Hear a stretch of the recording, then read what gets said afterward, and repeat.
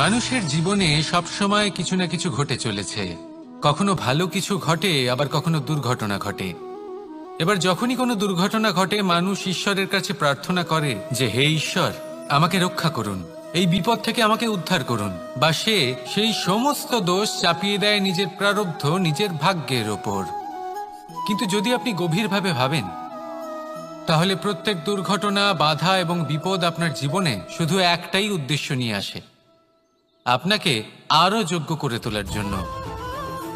যদি আপনাদের একটা উদাহরণ দিই, বর্ষার ঋতুতে যখন প্রচন্ড মাত্রায় বৃষ্টি পড়ে, ছাদ থেকে জল পড়তে থাকে, তখন আপনি নিশ্চিত করে নেন, স্থির করে নেন যে এবার আমি এই ছাদকে নতুন করে বানিয়ে তুলব, আরো শক্তিশালী বানিয়ে তুলব, আরো দৃঢ় বানাবো। আপনার জীবনে যখন কোনো অসুখ করে, তারপর আপনি জীবনে আরো সাবধানী হয়ে যান, আরো সতর্ক হয়ে যান, স্থির করে নেন যে এটা যেন দ্বিতীয়বার না হয়, ঠিক কিনা? এই বিপদ, এই দুর্ঘটনা, এই সংকট, এগুলো জীবনে আসবে আপনাকে আরো শ্রেষ্ঠ করে তোলার জন্য। এবার এটা আপনার ওপর।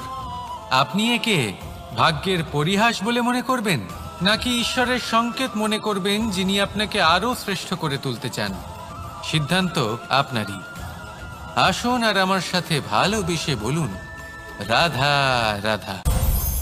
এই সংসারে যখনই দুজন মানুষ একত্রিত হয়ে কোনো সমস্যার বিষয়ে আলোচনা করেন, তখন হয় সবার শেষে কোনো না কোনো সমাধান বের করেন, বা কোনো না কোনো বিবাদ করেন। এই বিবাদ হলো মনুষ্য জীবনের সবথেকে বড় ঝামেলা, সবথেকে বড় সমস্যা। ভেবে দেখুন, এই বিবাদ কেন হয়? তখনই হয় যখন বার্তালাপ ঠিকমতো হয় না। আর বার্তালাপ ঠিকমতো কেন হয় না? কারণ বেশিরভাগ সময় মানুষ একটাই ভুল করে বসে। সামনের মানুষের কথা শোনেন, কিন্তু তার উত্তর দেবার জন্য, তার কথার মর্ম বোঝার জন্য নয়। কিন্তু যেদিন থেকে, যে মুহূর্ত থেকে আপনি এটা শিখতে শুরু করে দেবেন যে আমি অপরের কথা শুনব, কিন্তু সেটা বোঝার জন্য, তাকে উল্টে জবাব দেবার জন্য নয়, সেদিন থেকেই বিবাদের সমাপ্তি ঘটবে আর বার্তালাপ স্পষ্ট হয়ে যাবে। দেখুন, হয় সামনের মানুষের কথা বুঝতে শিখুন, বা নিজের বক্তব্য ভালোভাবে সামনের মানুষটাকে বুঝিয়ে বলুন। বার্তালাপ নাকি বিবাদ, আপনি কোনটা চান? সিদ্ধান্ত আপনার। আসুন আর আমার সাথে ভালোবেসে বলুন, রাধা রাধা। অনেক সময় আমাদের মনেই ভাবনা আসে যে আমাদের নিরীহ স্বভাবের সুযোগ নিয়ে এই সংসারের মানুষ শুধু আমাদের দুঃখই দেয়। কতবার এমন মনে হয় যে আমরা সবাইকে সাহায্য করার জন্য এগিয়ে যাই আর সকলে আমাদেরই দোষ দেয়।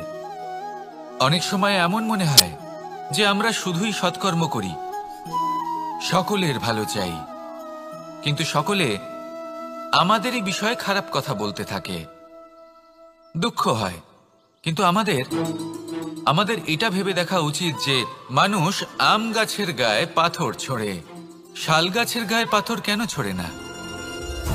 কারণ এই আম গাছে পাওয়া যায় মিষ্টি এবং সুস্বাদু ফল। অন্যদিকে শাল গাছ থেকে আমরা কি পাই? শুধুই কাঠ। তাই যদি আপনাকে কেউ কথা শোনায়, আপনাকে কোনো কিছুতে বাধ্য করার চেষ্টা করে, আপনার বিষয়ে অনুচিত কথা বলে, তাহলে নিশ্চয়ই আপনার মধ্যে এমন বিশেষ কিছু আছে যা তাদের মধ্যে নেই। নিজের মধ্যে আত্মবিশ্বাস বাড়িয়ে তুলুন, ধন্যাত্মক ভাব আনুন, সৎকর্ম করতে থাকুন। কোনো কটুতা এই মনে প্রবেশ করতে দেবেন না। এই মন সুপ্রসন্ন হয়ে বলবে, রাধা রাধা। এই হলো এক আম গাছ, আর খুব যত্ন সহকারে আমি এটা বড় করেছি। প্রথমে বীজ বপন করেছি, তারপর সিঞ্চন করেছি, তারপর এর থেকে অঙ্কুর বেরিয়েছে, তারপর দিন প্রতিদিন আমি এতে জল দিয়েছি। আস্তে আস্তে ওর পাতা বেরিয়েছে, তারপর ও একটা গাছের আকার ধারণ করেছে। এইভাবেই যদি প্রতিদিন আমি ওর দেখাশোনা করি, তাহলে নিশ্চিত রূপে এর শিকড় আরো দৃঢ় হবে এবং একটা বিশাল গাছের আকার ধারণ করবে, যার থেকে কিছু ডাল জন্ম নেবে, আর তাতে আমি পাবো কিছু মিষ্টি সুস্বাদু আম ফল। এবার আম তো সকলের প্রিয়, সকলের পছন্দের ফল সকলে খেতে চান, কিন্তু আম পাওয়ার জন্য আগে আপনাকে সেই গাছের যত্ন নিতে হবে। যদি আপনি গাছ লাগিয়ে তারপর ভুলে যান, তাহলে সেই গাছের কি হবে? তার অস্তিত্বটাই মুছে যাবে, তাই না? আমাদের সম্পর্কগুলো কিছুটা এরকমই হয়। যদি সম্পর্ক জুড়ে আপনি ভুলে যান, তাহলে তার অস্তিত্বই মুছে যাবে। তাই শুধুই সম্পর্ক গড়বেন না, তাকে পালনও করুন। নিশ্চিত রূপে আপনার এই সম্পর্করূপী বৃক্ষের ডালে আনন্দের মিষ্টি সুস্বাদু আম ফল নিশ্চয়ই পাওয়া যাবে। তাহলে প্রত্যেক দিন প্রত্যেক সম্পর্ক পালন করুন, তার থেকে আনন্দ লাভ করুন। এই মন ভালোবেসে বলবে, রাধা রাধা। হাস্য, হাসি জীবনে অত্যন্ত মূল্যবান হয়। কথায় আছে যে হাসি এবং হাস্য আমাদের জীবনে ওষুধের মতো কাজ করে, আমাদের সুস্থ রাখে, আমাদের জীবনের অনুভূতিগুলিকে আরো সুন্দর করে তোলে। কিন্তু প্রত্যেক ওষুধের মতোই এর সাথেও এটাই হয়। প্রত্যেক ওষুধ সঠিক সময়ে, সঠিক মাত্রায়, সঠিকভাবে গ্রহণ করতে হয়। যদি এরকম না হয়, তাহলে এই ঔষধও শরীরের ক্ষতি করে দিতে পারে। এবার আপনি ভাবতে পারেন, হাসি থেকে কিভাবে ক্ষতি হতে পারে? আপনি যদি অন্য কারোর উপরে হাসেন, তাহলে হয়তো তার মনে কষ্ট হতে পারে, তার অন্তরের মিত্র হয়তো শেষ হয়ে যেতে পারে, আর অন্তরের শত্রু জেগে উঠতে পারে। কিন্তু এটাই যদি আমরা সকলকে সাথে এনে সকলের সাথে হাসি, তাহলে হয়তো আমাদের অন্তরের এই হৃদয়ের ভেতরে লুকিয়ে থাকা যে শত্রু, তা শেষ হয়ে যেতে পারে, আর অন্তরের বন্ধুসত্তা প্রকাশিত হতে পারে। ঠিক কি না? এবার আপনাকে উদাহরণ দিই। যখন দ্রৌপদী দুর্যোধনকে নিয়ে হেসেছিল, তখন তা মহাভারতের সৃষ্টির কারণ হয়েছিল। কিন্তু সেইখানেই যখন পার্থ আর মাধব একসাথে বসে মৃদুমন্দ হাসতেন, তখন ধর্ম স্থাপন করা হয়েছিল। তা আপনি কি চান? কাউকে নিয়ে হেসে তাকে আঘাত করতে চান, নাকি সকলকে একসাথে এনে তাদের হাসিয়ে তুলে ধনাত্মক প্রভাব ফেলতে চান? সিদ্ধান্ত আপনার। আসুন আর আমার সাথে ভালোবেসে বলুন, রাধা রাধা। সিংহ। কথায় আছে সিংহ হলো বনের রাজা, কিন্তু যখন সিংহের তথা বনের রাজার খিদে পায়, তখন তাকেও বাইরে এসে কর্ম করতে হয়। কোনো হরিণ নিজে সিংহের সামনে এসে এটা বলে না যে, আরে আপনি হলেন বনের রাজা, আপনি আমাকে ভোজন রূপে গ্রহণ করুন, আমি নিজের প্রাণদান করতে প্রস্তুত রয়েছি। এমন তো কখনোই হয় না। সিংহকে গুহা থেকে বাইরে বেরোতেই হয়, বনে ঘুরে বেড়াতে হয়, ধৈর্য ধরতে হয়, বিভিন্ন ধরনের পরিশ্রম করার পরেই তার ক্ষুধা নিবারণ হয়। হরিণ নিজে থেকে তার কাছে চলে আসে না। সেইভাবেই জীবনে কি সাফল্য আমাদের কাছে নিজে থেকে হেঁটে আসে? কখনোই আসে না। ততক্ষণ আসে না যতক্ষণ না আমরা পরিশ্রমের পথে চলা শুরু করছি। পরিশ্রম করতে থাকুন, এই পরিশ্রমের পথে অগ্রসর হতে থাকুন। যতক্ষণ আপনি পরিশ্রমের পথ ধরে এগোতে থাকবেন, সাফল্য আপনার কাছে আপনা আপনিই চলে আসবে। তাহলে জীবনে নিরন্তর প্রয়াস করুন, পরিশ্রম করতে থাকুন, সাফল্য লাভ করুন, আর আমার সাথে ভালোবেসে বলুন, রাধা রাধা। জীবনে ক্ষমা চাওয়া তাও কিছুটা সহজ, ক্ষমা করতে পারা অত্যন্ত কঠিন। ক্ষমা দুই অক্ষরের এই শব্দ হতে পারে, কিন্তু অত্যন্ত বড় এই শব্দ, অত্যন্ত গুরুত্বপূর্ণ এই শব্দ। কখনো কখনো অন্য কাউকে ক্ষমা করে দেওয়া তাও কিছুটা সহজ কাজ, কিন্তু নিজেকে ক্ষমা করতে পারা অত্যন্ত কঠিন হয়ে দাঁড়ায়। অতীতে যদি আমাদের এমন কোনো ভুল হয় যে কারণে আমরা নিজেকে ক্ষমা করতে পারি না, অনেক সময় এমন কিছু ভুল করে বসি যে বিষয় শুধু আমরাই জানি, কিন্তু আমরা নিজেকে ক্ষমাই করতে পারি না, আর আমাদের বিকাশ সেখানেই স্তব্ধ হয়ে যায়।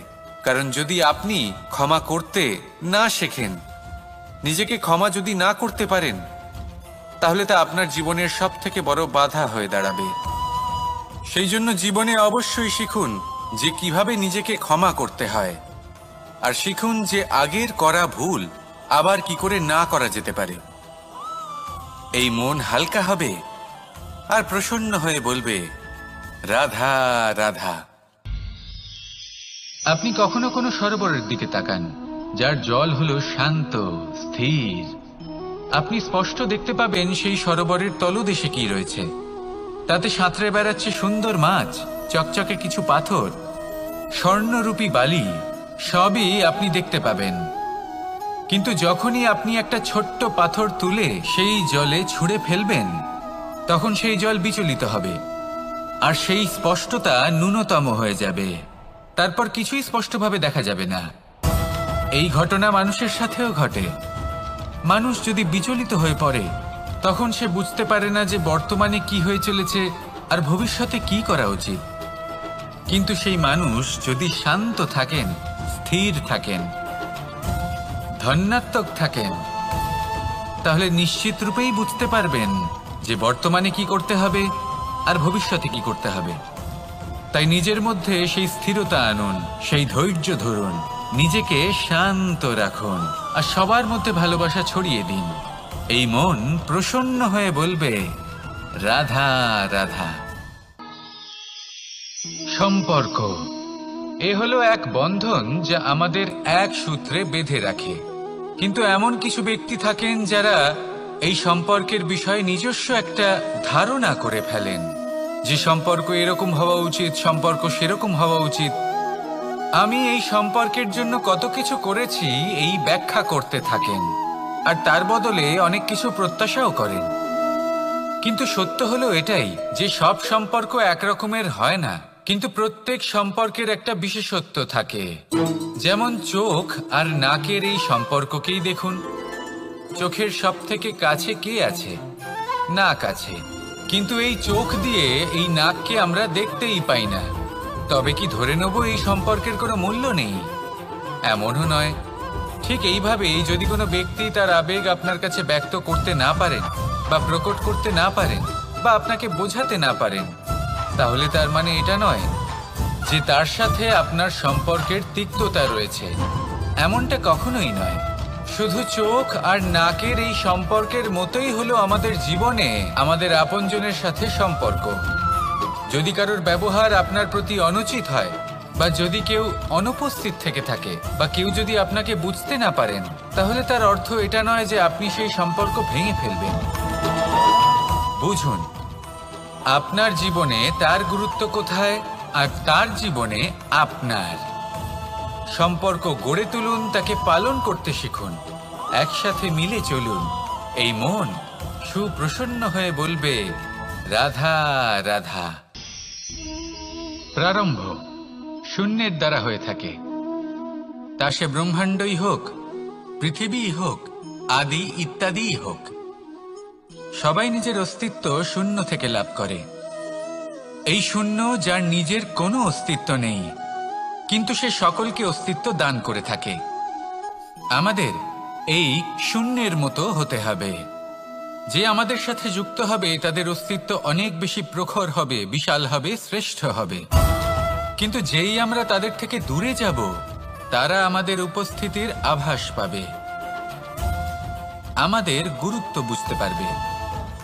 শূন্যই হলো সূত্রপাত, শূন্যই হলো সমাপ্তি। শূন্যকে কেউ যতই ছোট মনে করুক, কিন্তু এই শূন্য অত্যন্ত গুরুত্বপূর্ণ। তাই এই শূন্যের মতো হয়ে উঠুন আর আমার সাথে ভালোবেসে বলুন, রাধা রাধা। সাগরের ঢেউ সমুদ্র তটে ধাক্কা খেয়ে, পাথরের সাথে ধাক্কা খেয়ে তার আকার বদলে দিতে পারে। বিভিন্ন আকারের পাথরে এদের ঘষে ঘষে গোলাকার বানিয়ে দিতে পারে। কিন্তু এই সাগরের ঢেউ এদের নিজেদের আকার কখনো বদলায় না।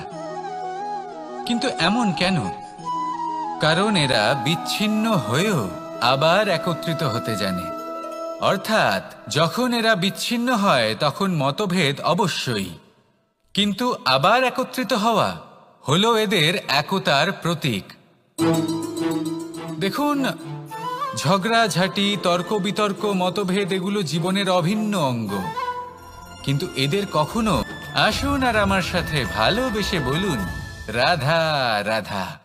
এই সাগর হলো বিশাল। কথায় আছে যে জীবনের উৎপত্তি সাগর থেকেই হয়েছে। কথাটা ঠিকও। এই সাগরই আমাদের ভিন্ন ভিন্ন ধরনের বনস্পতি প্রদান করেন, মণি এবং মুক্ত প্রদান করেন। আমরা কতটা তুচ্ছ সেই বিষয়ে আমাদের উপলব্ধি ঘটান, আমাদের প্রেরণা প্রদান করেন, যাতে আমরাও সাগরের মতো বিশাল হয়ে উঠতে পারি। এই সাগরের অনেকগুলো গুণ আছে যা আমরা শিখতে পারি। আজ আমি কথা বলবো একটা বিশেষ গুণের বিষয়। বেশিরভাগ মানুষ মালিন্য, নোংরা পদার্থ, নোংরা বস্তু, অপদ্রব্য এই সাগরে ভাসিয়ে দেন। কিন্তু সাগর এই পদার্থ নিজের মধ্যে একত্রিত করে রাখেন না, এই সব নিজের ভেতর থেকে বাইরে বের করে দেন। এ হলো অত্যন্ত শ্রেষ্ঠ একটা গুণ। কিন্তু এই কাজকেও সার্থক করার জন্য সাগরেরও একটা তটের প্রয়োজন পড়ে, যেখানে সাগর এই সব বস্তু বাইরে বের করে ফেলতে পারে। আর মানুষও ভিন্ন কিছু নন। দেখুন, মানুষেরও তো একটা তটের প্রয়োজন পড়ে। এই তট, তিনি হয়তো আমাদের গুরু হতে পারেন, আমাদের মা বাবা হতে পারেন, ভাই বা মিত্র হতে পারেন, বা হয়তো সেই সমস্যাগুলি যার থেকে আমরা দূরে পালিয়ে যাচ্ছি। কারণ যখন আপনি এই সমস্যাগুলির সম্মুখীন হবেন, শেষ পর্যন্ত আপনি শিক্ষাই পাবেন। সব থেকে বেশি গুরুত্বপূর্ণ এই মনকে পবিত্র রাখা। আর তার জন্য একটাই উপায় আছে, এই মন তার মন্থন করা। যদি এই মনের মন্থন করেন তাহলে পূর্ণরূপে পবিত্র হবেন। আর এই মন, আপনি তো জানেনই, প্রসন্ন হয়ে বলবে রাধা রাধা। নেকড়ে, নেকড়ের বিষয়ে আমরা সকলে জানি। ওরা খুবই নিষ্ঠাবান এবং অত্যন্ত সতর্ক থাকেন। ছোট ছোট মূর্খতা করে বসেন। এনারা হাড় চিবোতে খুব ভালোবাসেন, কিন্তু চিবোতে চিবোতে এদের মাড়ি ছড়ে যায়, সেখান থেকে রক্তপাত হতে থাকে। সেই রক্ত ওনারা পান করেন, আর ওনাদের মনে হয় এই রক্ত হাড় থেকেই পাচ্ছেন।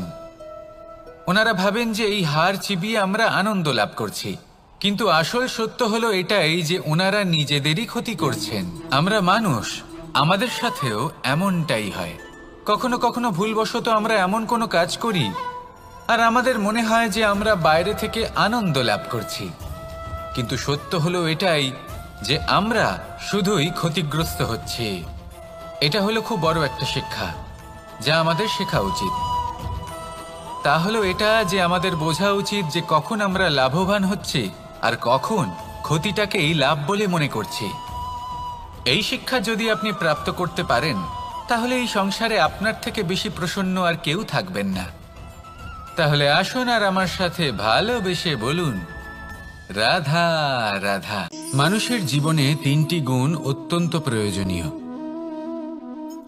শ্রদ্ধা, বিনম্রতা, যোগ্যতা। যদি জ্ঞান লাভ করতে চান তাহলে শ্রদ্ধার প্রয়োজন, যদি মান লাভ করতে চান তাহলে স্বভাবে বিনম্র হওয়া প্রয়োজন, আর যদি মনোবাঞ্ছিত স্থান লাভ করতে চান তাহলে যোগ্যতার প্রয়োজন। বিষয়টা সহজ। শ্রদ্ধা আপনাকে জ্ঞান দেবে, নম্রতা আপনাকে মান, আর যোগ্যতা উচিত স্থান দেবে। কিন্তু যদি আপনি এই তিনটি গুণ সম্মিলিত করেন তাহলে এমন কিছু লাভ করবেন যা এই সব কিছুর থেকে অনেক ঊর্ধ্বে। সম্মান। আর এ হলো সেই সম্মান যা প্রত্যেক মানুষের নিজের জীবনে লাভ করতে চেষ্টা করা উচিত। কারণ এই হলো সেই সম্মান যার কারণে আপনি চলে যাওয়ার পরেও এই সংসার আপনাকে ভালোবাসবে আর মনে রাখবে। আসুন আমার সাথে ভালোবেসে বলুন রাধা রাধা। বনের মধ্যে যদি আপনি কোনো বিষাক্ত সাপ দেখেন তাহলে কি করবেন? আপনি তখনই তার থেকে দূরে পালাতে চেষ্টা করবেন। আর এটা কেন করবেন? নিজের রক্ষার্থে। এই কথা আমি নয় মেনে নিলাম, কিন্তু নিজের জীবনে এটা করেন না কেন? আপনি যেখানেই যান, যে স্থানেই যান না কেন, প্রত্যেক সময় প্রত্যেক মুহূর্তে এমন বিষাক্ত সাপ আপনি অবশ্যই খুঁজে পাবেন। আর সেই সাপ নয় যাদের আপনি বনে খুঁজে পাবেন, এরা হলো সেই সাপ যা আপনাকে পাপ করতে বাধ্য করবে। আপনার অন্তরের বাসনা, ক্রোধ, অহংকার, লোভ, ঈর্ষা এদের বৃদ্ধি ঘটাবে।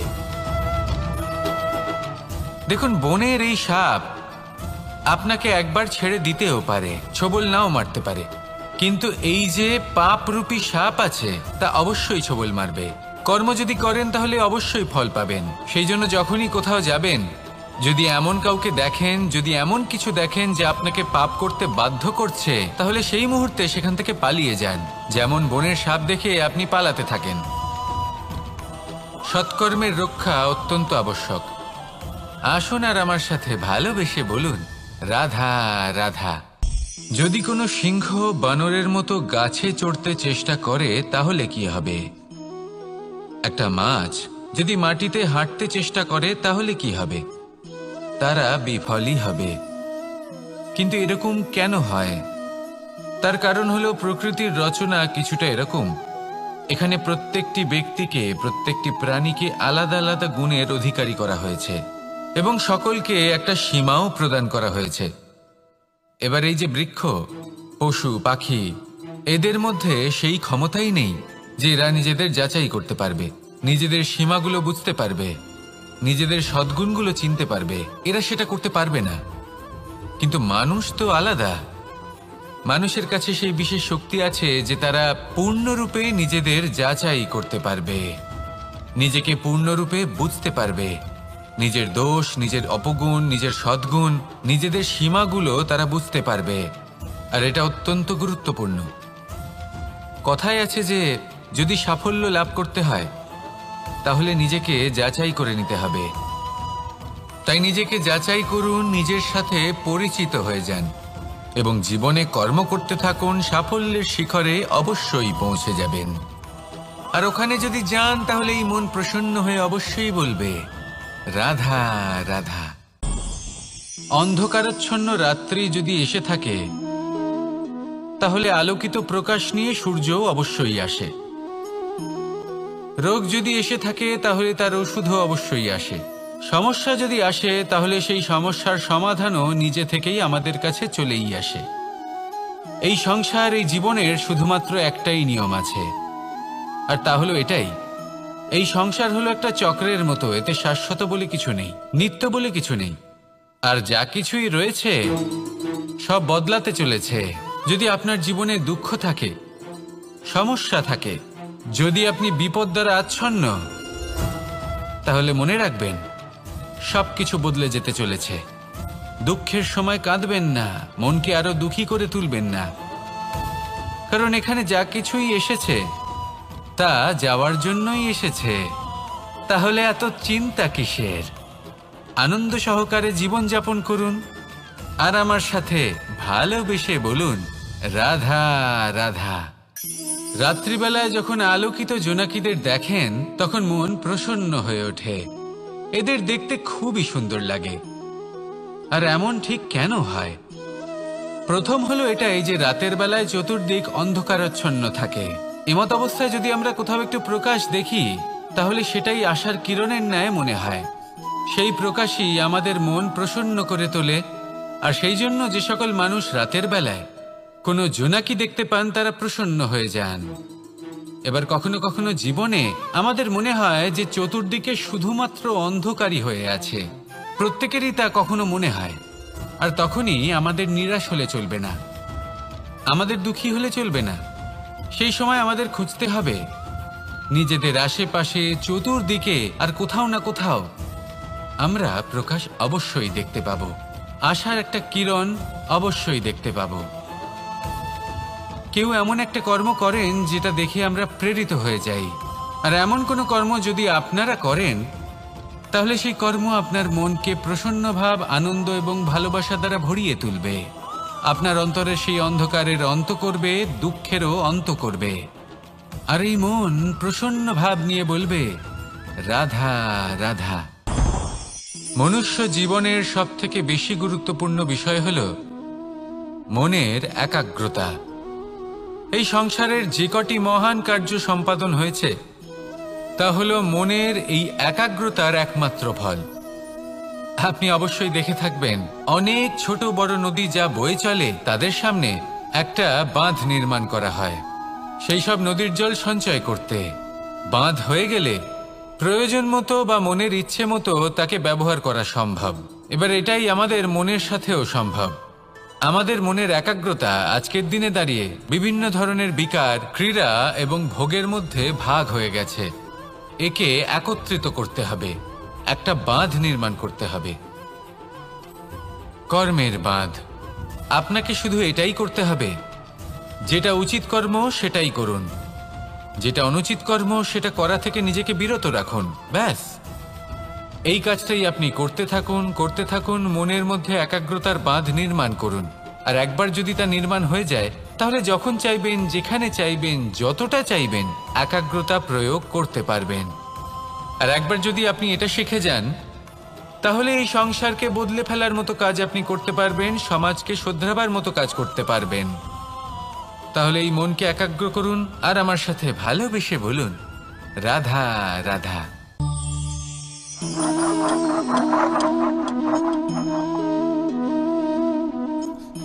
কোনো ব্যক্তিকে নিশ্চয়ই দেখেছেন যিনি নিজে কাঠ কাটার এই কাজে নিপুণ এবং অভিজ্ঞ।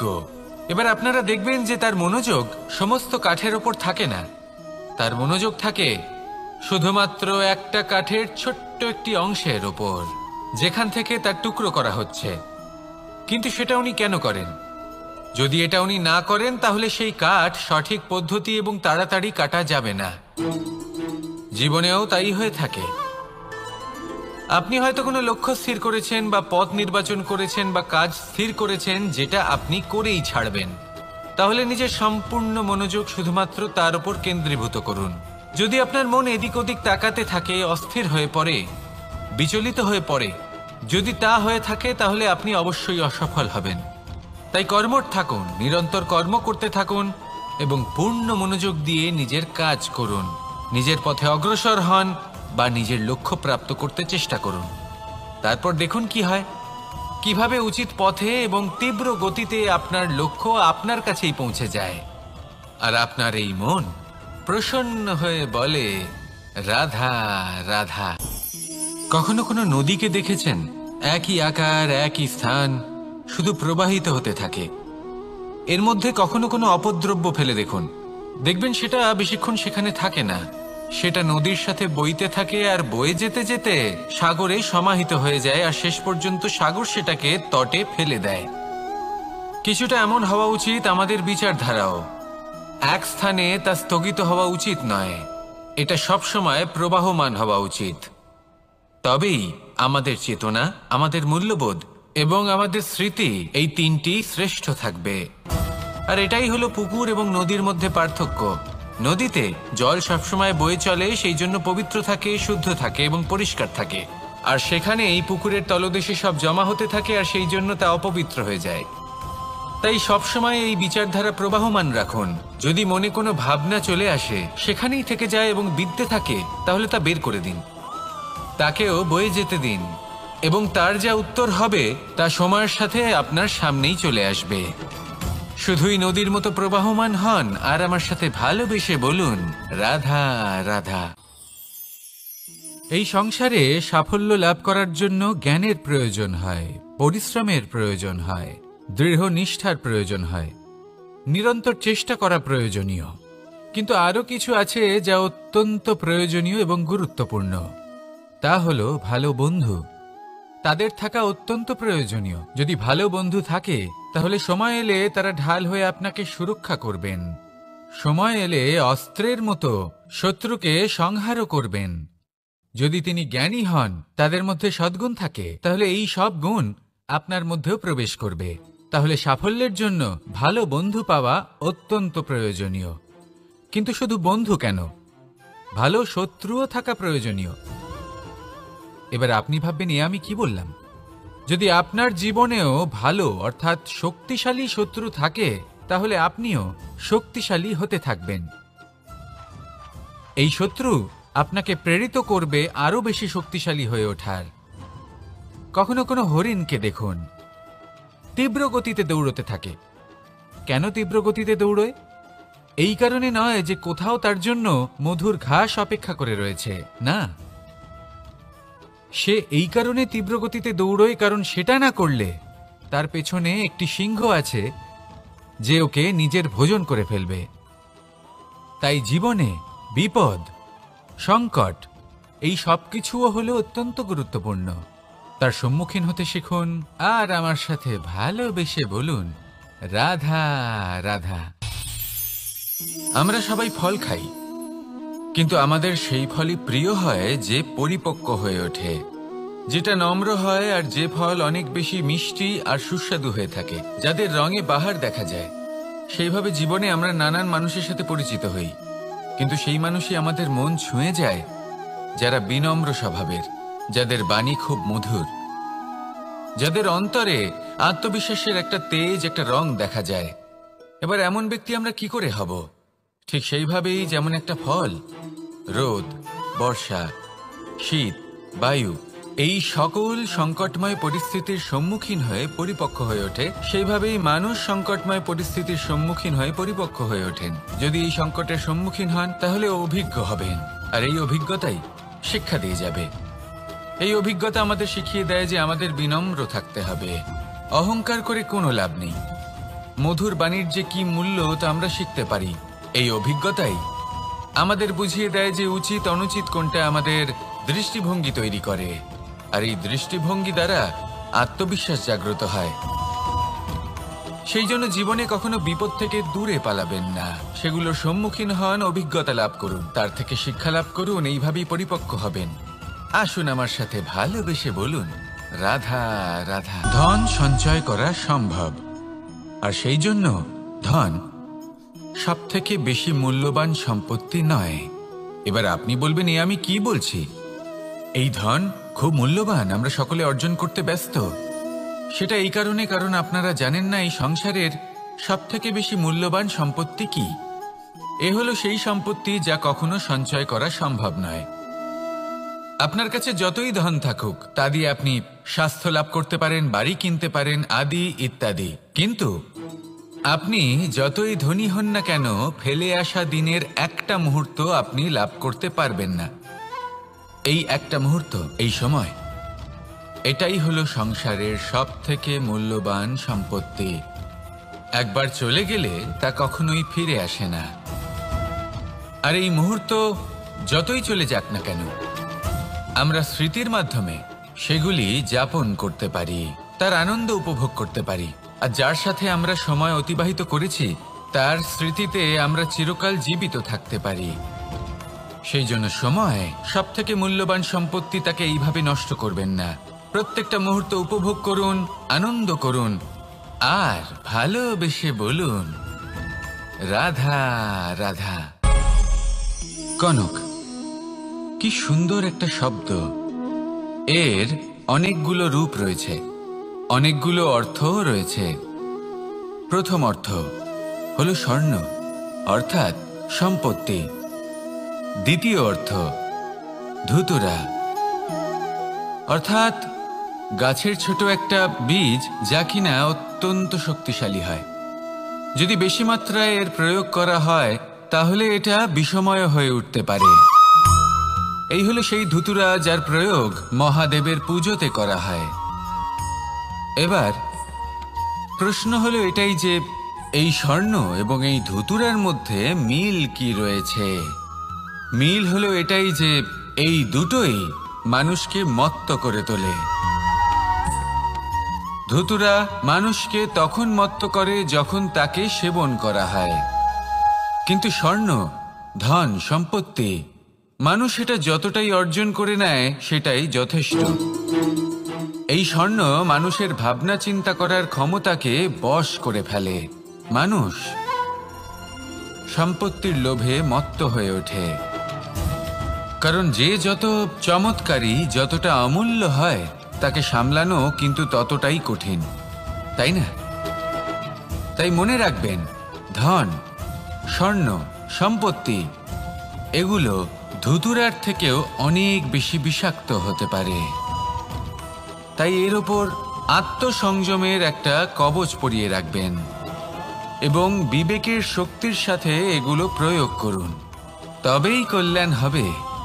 আসুন আমার সাথে ভালোবেসে বলুন, রাধা রাধা। আমার কাছে যশোদা মা যেমন, আমার কাছে দেবকী মা যেমন, আমার কাছে ঠিক তেমনই হলেন গোমাতা।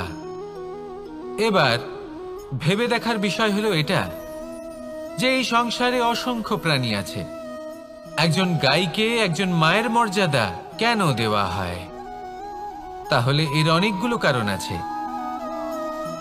এই গাই অর্থাৎ গোমাতা, এনারা হলেন অত্যন্ত শান্ত, শান্তিপ্রিয়, কখনো কারোর কোনো ক্ষতি করতেই পারেন না। গোমাতা যে দুধ নিজের বাছুরকে পান করান সেই দুধই আমাদেরও দেন। সেই দুধ পান করে আমরা শক্তি লাভ করি। এই দুধ থেকে আমরা মাখন, ঘি, পায়েস এইসব সুস্বাদু খাবার লাভ করি। গোমাতার গোবর আমাদের জ্বালানি হিসেবে সাহায্য করে, যার ফলে খুব কম সংখ্যক কাঠ ব্যবহার করা যায় এবং বেশিরভাগ জঙ্গল সুরক্ষিত থাকে। গোমাতার গোমূত্র সেটাও আমাদের কাছে লাভজনক। এর দ্বারা আমরা অনেক রোগ থেকে মুক্তি লাভ করতে পারি। গোমাতা যখন একটি বাছুরকে জন্ম দেন তখন সেই বড় হয়ে আমাদের ক্ষেত কর্ষণ করে। সেই জন্য গাইকেও জীবনে মায়ের মর্যাদা দেবেন। যতটা সম্ভব তাকে সেবা করুন এবং ভালোবেসে তাকে পালন করুন। এই মন নিজে থেকেই প্রসন্ন হয়ে বলবে, রাধা রাধা। মধু কারই না পছন্দ বলুন তো? অত্যন্ত সুস্বাদু হয় এই মধু, মিষ্টি খেতে হয় এবং তা শক্তিও প্রদান করে। এবং প্রত্যেকটি মিষ্টি পদার্থের মতোই এতেও খুব তাড়াতাড়ি পিঁপড়ে ধরে যায়। অন্যদিকে যদি নুনকে দেখি তাহলে বছরের পর বছর রাখলেও এতে পিঁপড়ে ধরে না। এবার যদি কথা বলি বন্ধুত্বের, তাহলে বন্ধুত্ব নুনের মতো হওয়া উচিত, মধুর মতো নয়। যারা সামনে এলে শুধুমাত্র মধুর মধুর কথা বলবে, পরে এতে পিঁপড়ে ধরে যাবে। এটা নুনের মতো হওয়া উচিত। প্রকৃত বন্ধু হলো সে যে সময় এলে পরে আপনার সামনে আপনার প্রকৃত সত্য তুলে ধরবে, তা সে যতই কঠিন হোক না কেন। আপনার দোষ, আপনার অপগুণ, আপনার খামতি আপনাকে বলতে পারবে, যাতে আপনি সেগুলো শুনে মেনে নিয়ে তারপর নিজেকে শুধরোতে পারেন। এটাই হলো প্রকৃত বন্ধুত্ব। কখনো নিজের জীবনের আশেপাশে মন দিয়ে দেখবেন, অনেক সময় এমন মানুষ থাকেন, অনেক বন্ধু থাকেন যাদের দেখে আমাদের মনে হয় যে এনারা খুব কঠোর, এনাদের কথা খুব কটু। কিন্তু বেশিরভাগ এমন মানুষের মনটা যদি বুঝতে পারেন তাহলে দেখবেন তাতে কোনো মালিন্য নেই। এনাদের মন অত্যন্ত পবিত্র হয়। যদি আপনার জীবনেও এমন কোনো ব্যক্তি থেকে থাকে, এমন বন্ধু থাকে, তাহলে তাদের আগলে রাখুন আর আমার সাথে ভালোবেসে বলুন, রাধা রাধা। যতক্ষণ আমরা এই সংসারে জীবিত ততক্ষণ আমাদের সাথে সবকিছু থাকে। আমাদের ধন, সুখ স্বাচ্ছন্দ্য, আমাদের মিত্রগণ, আমাদের পরিবার, এই সমাজ, এই সবকিছু আমাদের সাথে থাকে। যেদিন আমরা এই সংসারকে ত্যাগ করব, এদের মধ্যে কেউ আমাদের সাথে যাবে না। না ধন, না স্বাচ্ছন্দ্য, না সম্পত্তি। এই সকল মানুষ, এই সমাজ, এরা শুধুমাত্রই শ্মশান পর্যন্ত আমাদের সাথে থাকতে পারবেন। তারপরে যদি আমাদের সাথে কিছু যেতে পারে তাহলে তা শুধুই আমাদের ধর্ম। আর এই সংসারে আমরা নিজেদের যে সুনাম রেখে যাই সেটা সম্ভব শুধুমাত্র কর্মের দ্বারা। সেই জন্য সংসারে যতদিন পর্যন্ত জীবিত আছেন, যদি কিছু অর্জন করতে চান তাহলে ধর্ম অর্জন করুন, ধর্মের বিষয়ে স্পষ্টতা অর্জন করুন এবং কর্ম অর্জন করুন। এটাই হবে আপনার অতীত এবং এটাই হবে আপনার ভবিষ্যৎ, এবং এটাই সকলকে প্রেরণা প্রদান করবে। আসুন আমার সাথে ভালোবেসে বলুন, রাধা রাধা।